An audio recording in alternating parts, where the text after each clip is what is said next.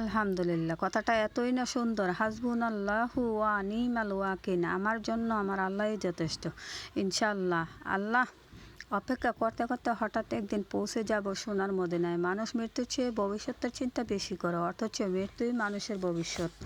আমারও ইচ্ছে একদিন কাবার ছায়া দাঁড়িয়ে কাঁদবো, হাত তুলে আসমানের দিকে তাকিয়ে বলবো আলহামদুলিল্লাহ, আমি এসেছি পবিত্র মক্কা মদিনাতে। কিয়ামতের দিন কাঁদবো আমি নিজের জন্য, কিন্তু হজরত মুহাম্মদ সাল্লাল্লাহ কাঁদবেন আমাদের জন্য। ইয়া আল্লাহ, এই রাতের দৃশ্যটা পবিত্র মক্কা মদিনাতে কত সুন্দর লাগতেছে। আল্লাহ, আমি যদি সরাসরি পাক পবিত্র মক্কা মদিনাতে গিয়ে দেখতে পারতাম, সেই তৌফিক দিত। আমার জীবনে বড় স্বপ্ন, প্রিয় কাবা একদিন ছুঁয়ে দেখবো তোমার। সময়কে দেখা যায় না, কিন্তু সময়ই যথেষ্ট দেখিয়ে দেয়। যতই কষ্ট থাকি না কেন, কখনো নিজেকে মৃত্যু কামনা করো না। কবর দেখছো, কিন্তু কবরের আযাব দেখোনি।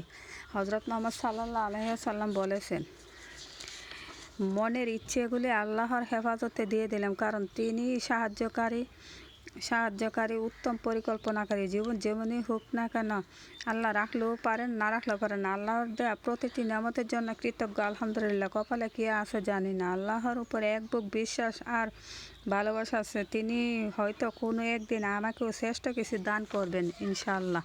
ইয়া আল্লাহ, পাক পবিত্র মক্কা মদিনায় গিয়ে হজ করার তৌফিক দিও, এবং এর দৃশ্যটা দেখার সরাসরি সুযোগ করে দিও। জমজম কোরবানি দেখার সুযোগ করে দিও। নামাজ পড়ার তৌফিক দিও। বিশ্বের সকলের জন্য দোয়া করতে পারে সেই তৌফিক দিও। আমিন।